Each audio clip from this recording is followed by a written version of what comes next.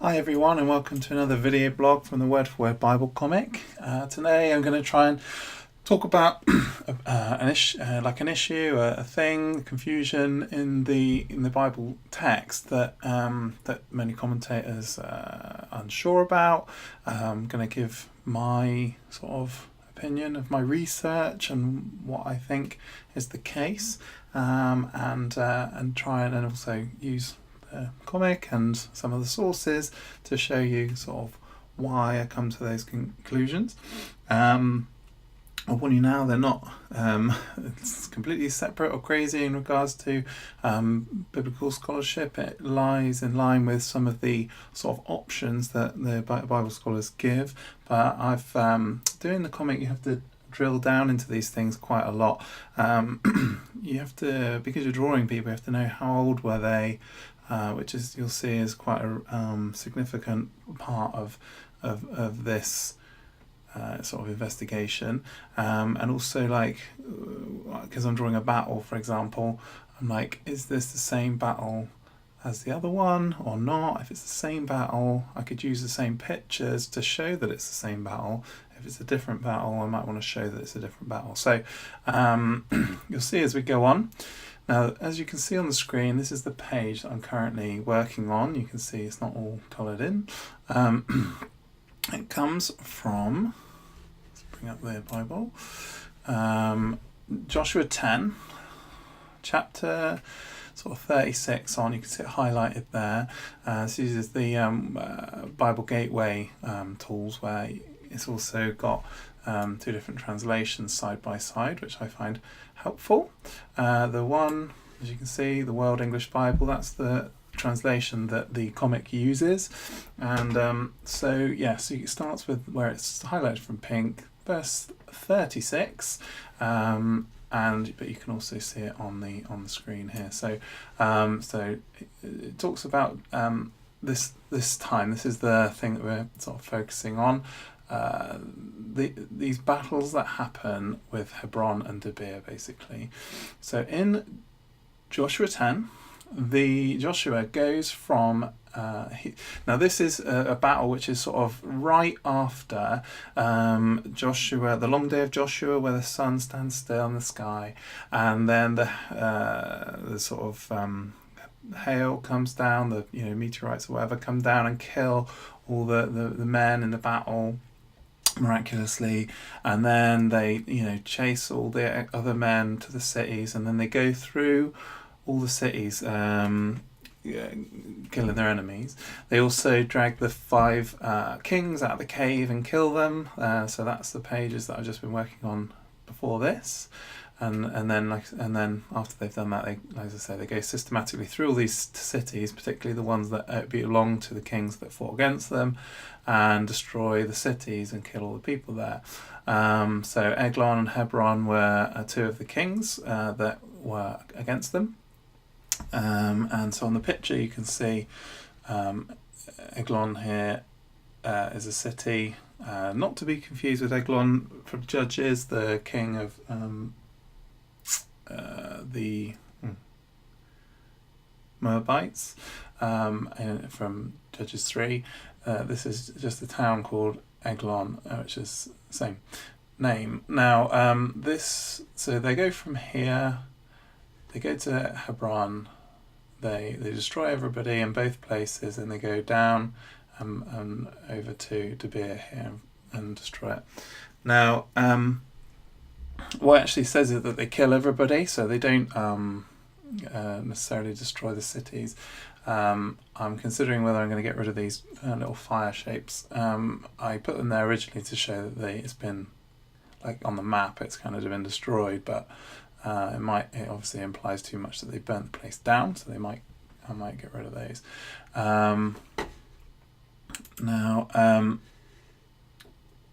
So what's the issue? So basically, they take Hebron, and then they take Debir, and then in Joshua chapter 11, verse 21, it talks about Joshua going and fighting against the Anakim at Hebron and Debir.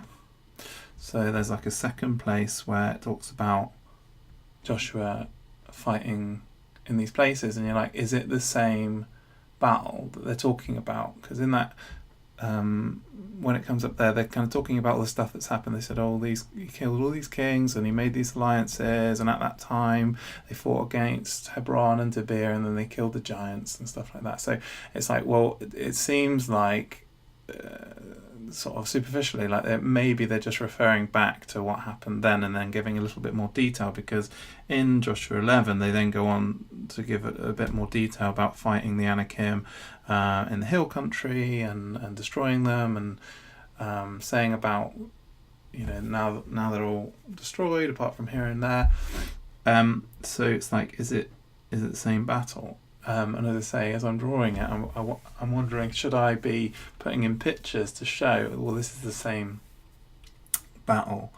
Now, there's another thing, which is that in Joshua 15 and Judges 1, there's an account in both of those places, which is the same account. It uses the same words and everything. It talks about when Caleb.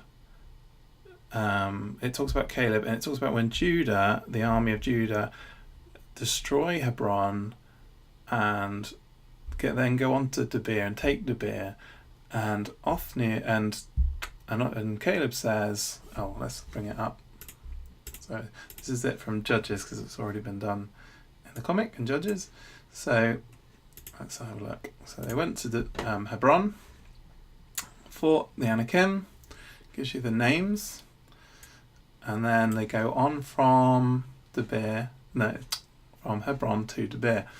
And Caleb says, I'll give my daughter to the man who can take the city. And then Othniel takes the city and gets the daughter. And that story is told in Joshua 15 and Judges 1, and it's the same story. And it's so you think, well, is this battle in Hebron that I've drawn already the same one as Joshua 10 and or Joshua 11? And so it takes a little bit of investigation to kind of figure it out. Now, it all comes down to the sort of timeline. You're kind of like figuring out, well, at what point did they fight this battle and everything? Did they take a city and then did they take it again? Because it seems like perhaps some time has passed. And so I'm going to try and lay out my findings.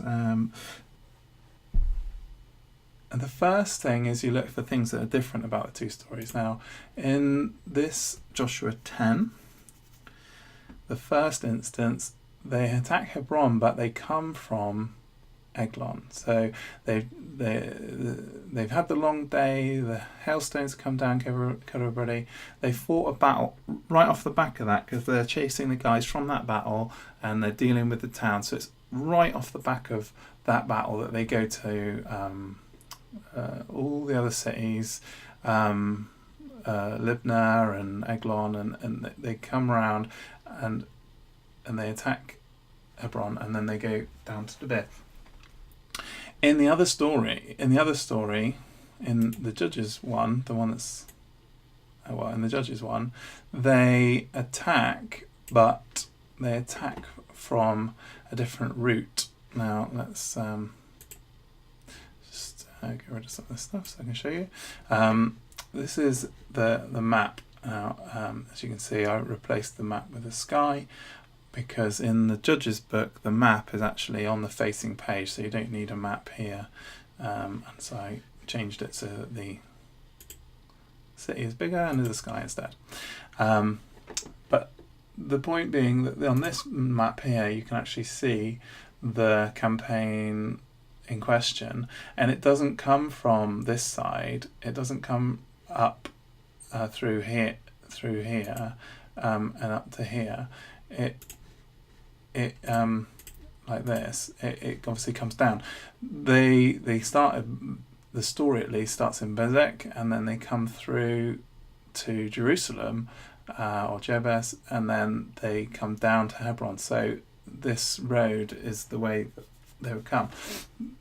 Technically, the king of Jerusalem is part of the battle with Joshua. It's one of the 5 kings that fights against Joshua. So you could. So when I was thinking about it, I was thinking, I wonder if, the army being so big as it was, they could have had some of the army go down this way, like Judah. The tribe of Judah could have come this way, and Joshua, for example, could have come down here and fought and come across that way. They could have ended up joining forces. It could have been one battle, because you've got so many people. They don't all have to go one way. It could have been much more complicated. So the fact that they talks of them coming from the other direction doesn't automatically discount it, but it's something kind of against it. The other thing is that Caleb, before he goes to take Hebron, asks, this is in Joshua, and it doesn't appear in Judges, but just before he goes to Hebron, he says to Joshua, Moses promised me the inheritance in Hebron. I'd like to go and take it. And, he says, I'm 85 now, but I'm as fit as when I was 40. Now's the time. The important thing is he does that in Gilgal. So it says where that conversation happens is in Gilgal. In the battle with the kings and after the long day of Joshua, they're not in Gilgal. They're on campaign. They're chasing the guys. The whole long day thing is because Joshua really wants all the sunlight to remain, so they can carry on chasing. They don't go all the way across the country back home and then come back out again. So it seems kind of unlikely. Now, you could say maybe they had that conversation in Gilgal before they even left to take this battle at all. But as we look at it, we'll find out that, again, although that's kind of possible, it's unlikely. And there's a kind of... there are some discrepancies. And as you look at the timeline of the book of Joshua, actually, you realise that actually, yes, they'd fought this battle. They took these cities. They didn't destroy the cities, but they killed all the people. But they did then lose control of them and had to reconquer them, it seems. It's not explicit that that's the case, but as you look at the timeline of the book of Joshua, that's what happens. So it talks about this battle. Then it talks about Joshua did all that he was commanded to, and it talks about the fact that he basically takes southern part of the Holy Land, like Canaan and all this. So he takes all this kind of blue area, but he doesn't take the northern half. So he doesn't take where he will then go. So he takes all this part, and then the next part of the story, the next chapters that come along, in the first part, let's have a look. The first part of, it must be chapter 11, there's another coalition of 5 kings that comes together with Jabin of Hatzor. Let's go bring it up on here. Okay, so this is the northern Palestine taken, as the NASB puts it. So these guys, Hatzor, Madon, Shimron, and all of them, they work together in the north and have a big battle. So basically Joshua takes the whole of the south and then has an entirely separate campaign in the north where he knocks out the other 5 kings that hold power in the north. Then the Bible goes into telling you that Joshua had taken like the whole of the lands, and then talk starts, and and how he had done what Moses had asked him to do. And it implies that there's this sort of space in time there. And when we look in a second at the timeline, we'll realise that there's a gap. And what happens is it then talks about Joshua going back and taking the hill country, and again Hebron and Debir. So what verse was that? 21. So this part, they fought against the Anakim in the hill country of Hebron and Debir, from Anab, and the hill country of Judah, and the hill country of Israel. Joshua utterly destroyed their cities. So this time he actually destroys the cities. It says, and it talks about the Anakim. This battle with the Anakim, you'll notice that it actually doesn't talk about a king, and in the Joshua 10:1 it talks about a king. In the account with Caleb as well, it talks about him taking on these 3 giants. Let's bring back the words. Shishai, Haman and Talmai. But again, they're not kings, they seem to be like chieftain. So again, it seems like it's a different thing, because in Joshua 10 they kill the kings and the people, and then when they come again in after the northern campaign, they come back here and they kill Anakim. So they're not really killing just normal people, and they're not killing kings. So it seems to be different, but that does seem to tie in, as I've just implied by using the two together, that those 2 events, however, are linked. So the story with Caleb and the taking of Debir and Hebron under with Caleb kind of also in charge, because Joshua is the general, but Caleb is obviously one of the leaders, the leader of Judah, and this is in the allocation of Judah. So he is leading at this time, not over Joshua's above him. So in the book of Joshua it talks about Joshua took all these lands, but Caleb was one of the commander-in-chiefs as well.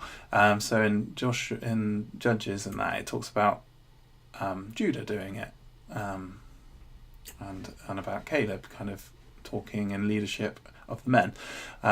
But it would be that this is the same time as Joshua. Now we need a little bit more evidence to back up these wild claims. Let's just get this. Excuse me while I just try and get this on the screen correctly.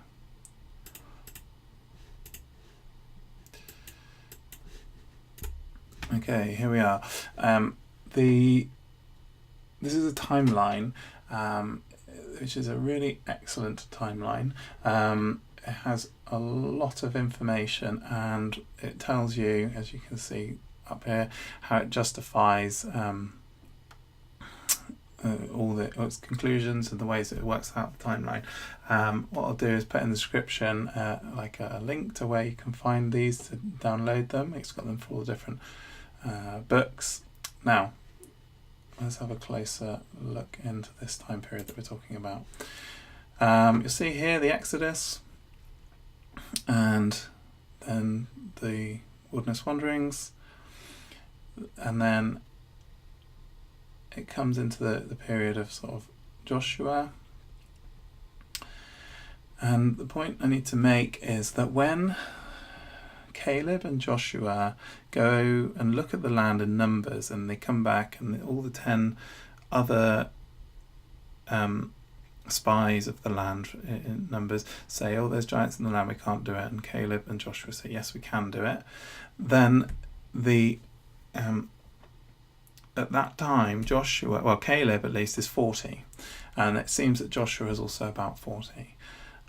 When they then go across into the land, Caleb, we'll use Caleb's age because it's certain. Caleb's age would be 78, being 38 years wandering in the wilderness. They then, at the point where he asks Joshua, can I go back to Hebron and take it as my allocated land that Moses promised me, he says, I'm 85. So there's a 7-year intervening period. This is the period which has elapsed from them crossing the Jordan to obviously the point where he's asking, but it covers all the battles with the kings of the south, with the Long Day, with the kings of the north, and so these battles have passed, and it talks about they then took all these lands and all these lands. It doesn't give you like blow by blow descriptions of the battles, but it tells you that these things happened, and apparently these have happened over a space of 7 years. So when Caleb asked Joshua, as at the end of that 7 years, what's relevant here is that Othniel is also at the battle.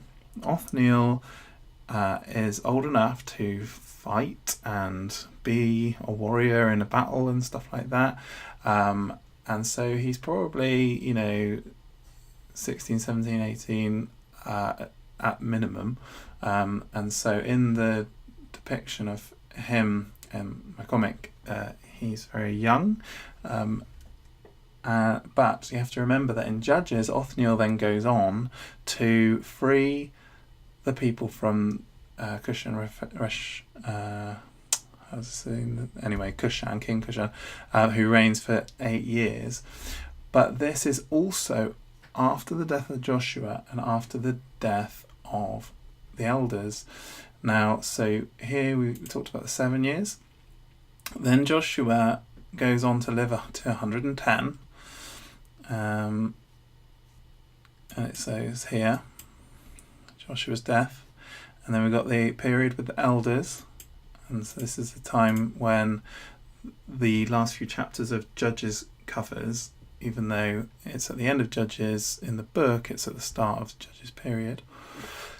Then Cushan comes and conquers the land, holds it for 8 years, and Othniel fights him here. But Othniel has to be alive from here to here, so there's actually quite a long amount of elapsed time. And so there's, what is it? Let's have a look. About 30-40 years from here to here. Whereas if the battle in Joshua 10 was concurrent, Othniel would be younger again, so he'd be even younger still, and it doesn't seem to be the case.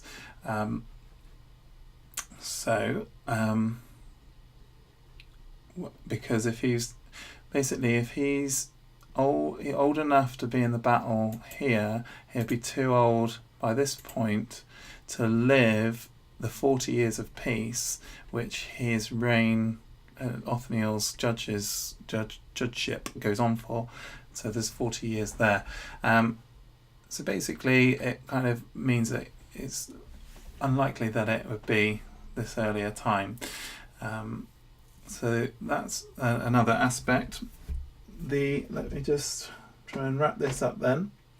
It seems to be that the battle that happens in Joshua 11:21, when it says at this time, it's talking about after the campaigns with the northern kings. They don't mention the kings, and they attack from Gilgal. Let's have a look. It also kind of implies after that point, when Caleb takes the city of Hebron, they actually kind of lives there. So let me just bring that up. Okay, so here we go. So here's Othniel, young.